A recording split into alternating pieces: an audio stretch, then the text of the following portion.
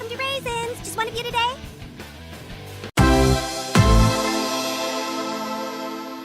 Hello there, my name's Adam Cook and I'm joined by Chris White. Chris, alright? Yeah, man, yeah. You? Yeah, we're here to talk about South Park, The Fractured But Whole, a game that was announced in June 2015, and one that is, well, let's start very briefly by saying The Stick of Truth was a very popular, very well-loved game because it finally delivered for fans of the show, like yourself and myself, a good South Park game.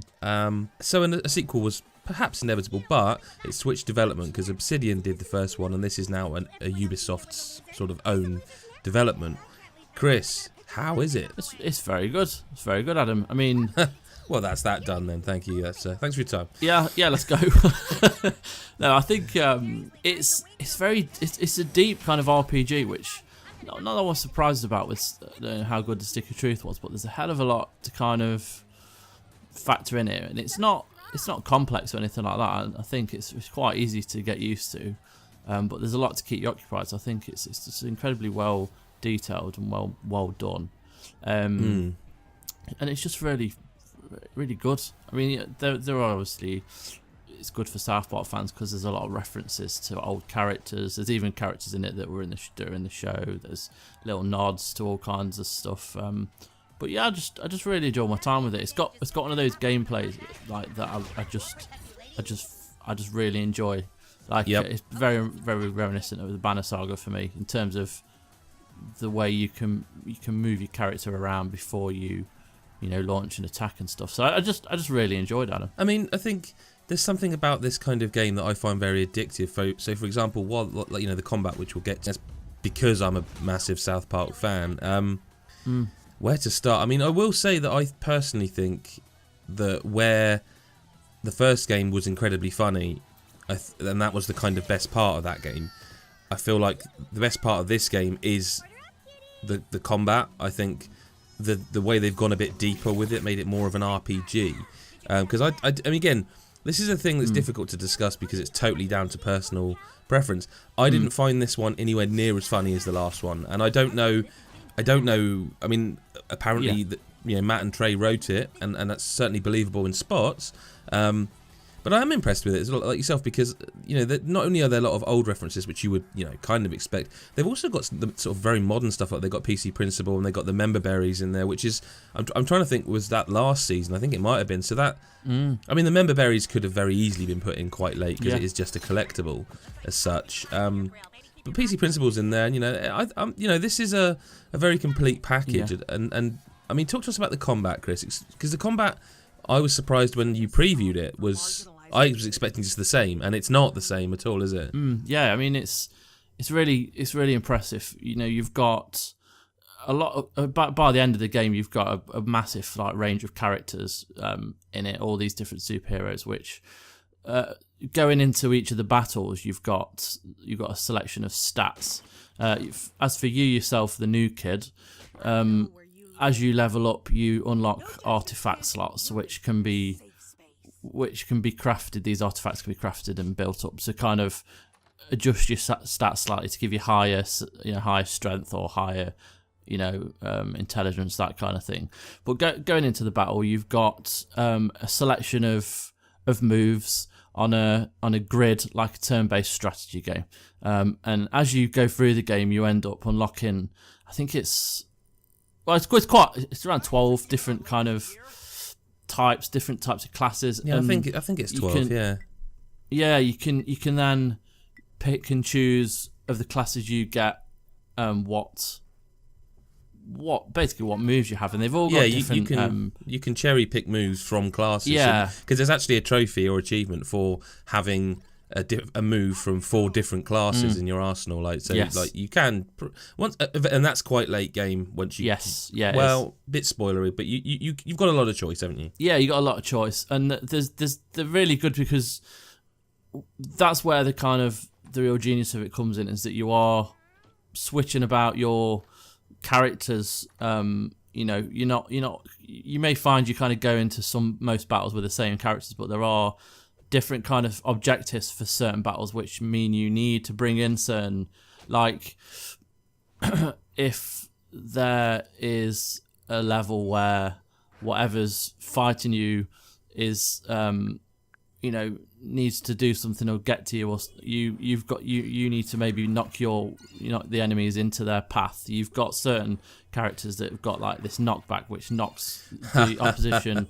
I hated that fight, Chris. Fucking, we can't really say what it is, but that is the worst moment of the whole game. Because most of it, I mean, this isn't a spoiler because we won't say who it is or why. No. But there is a boss battle that requires you to knock back the people to within range of someone else, and you don't know that until you're already in the battle, where it kind of says you need to do that. And not every character has knockback abilities. Now, I was having this discussion with someone else in the media about whether a certain character in your party is locked in for that battle. I think they are, and they have a knockback ability. But if you don't, that fight is not hard, but it takes ages because you don't know going in, and you could literally spec in a way that every one of your characters can knock them back and make it easy, but you don't know that starting the fight. No, it's an interesting one. It's kind of like the start of a long range of battles, which you keep thinking it's over and then it isn't. So that, I think, you mentioned it to me in chat where it feels like it does drag a bit towards the end. Just a little bit. Yeah, it ends like kind 2 or of 3 like, times. it's done. Oh no, it's not. Oh, this must be it. Oh no, and it's not. It does get a little bit kind of frustrating, but I think for me, by the time you do get to the end, you don't feel like, oh, finally. It's not like a relief. I enjoyed it. I think it's quite abrupt ending. It's a very South Park TV show episode ending. Yeah. And that's all right, I suppose. But I think so. I mean, the combat is great, and there is a lot of different kind of moves you've got and stuff like that.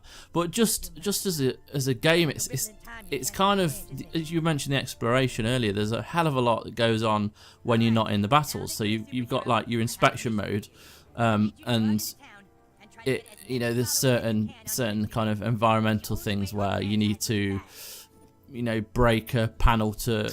It's kind of Metroidvania. I don't want to say that, but there's there are sections locked off that you come back to once you get new powers. And the only thing I would ask you, I wanted to ask you this actually, so I'm glad you brought that up. So these powers you can go back and like you say in the review, there are Lego blocks which are lava. You get a power where they're called buddy powers, and you can summon in one of 4 buddies, and they can basically unlock access to somewhere else with their buddy power. Yes. Yeah, I kind of feel like after the first 4 or 5 times, the animation needs to, because you summon them in, and then for I think Captain Diabetes, you have to hammer triangle, and you fart in his face, and he gets diabetes rage, and he can move heavy objects.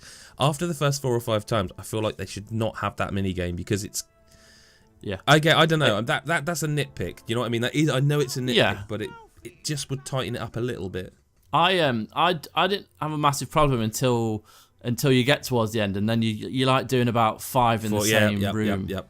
And it's like, oh, for God's sake! Like I think individually, like they are good. I think the one where you do remove the Lego blocks just takes a little bit too long, as does the one with Butters. Yeah, I think the last 2, in fact, like you say, the last 2 are a little bit too like. Whereas one's just hammering triangle, the other's a quick time event. The final 2 you get are like. Put the sticks in a certain position or hold down, and then it's like that. It feels artificially extending. I don't think it. This is a nitpick. I would also ask you, did you encounter any bugs? Because obviously one reason I assumed it was delayed is to get some of this newer South Parky stuff in. But also I encountered just like one weird bug, but nothing else. It seems pretty polished to me. I think I didn't, not bugs as such. Once. It felt like it went out of sync a little bit in one of the cutscenes, but it wasn't like I wasn't definitely sure. But other than that, like I think the load times are excellent. It's very smooth, and between different areas it loads up pretty quickly. Between deaths it loads pretty quickly. I think. See, I had a fight quite late on where half my head disappeared. Oh really? Like just literally half my head, and I have no idea why. It was very late on, and it was only for one fight. Yeah. Did you spend a lot of time doing the additional stuff? Because I would say, same as the first game, I rinsed this. Like, bar I think 4 trophies, I got everything in the game. Those listening, please tell me where the last cat is, please, and the last Yowie picture, because fuck, Yeah, I will. I've done a fair amount, but you know, with the kind of the review game, you have to kind of focus on the main story as such. Yeah. So, yeah, I did. I mean, there's a lot to kind of do as well, which is kind of cool. And you know, the collectibles are awesome, like the Yowie pictures, and the Gay Owl's cats and stuff like that. And could not find that last cat. No, but the side missions as well, like building your background. Essentially, you've got you do the when you find you race. Oh yeah. You know, your microaggressions bit, which I found was quite funny.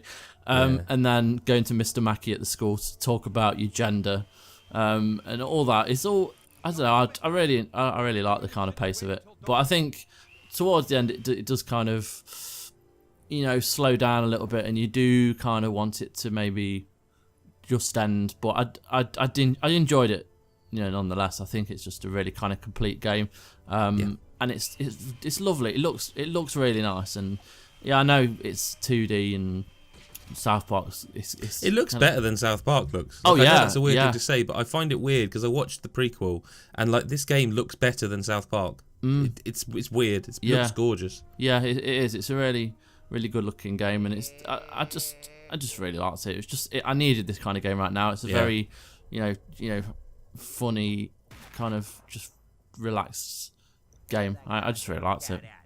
Okay, well, if you want to read Chris's full scored review, where he gave it an 8.5 out of 10, go over to godisgeek.com. Otherwise, Chris, thank you very much for your time. No worries, thank you. And we'll catch you next time. Bye-bye for now.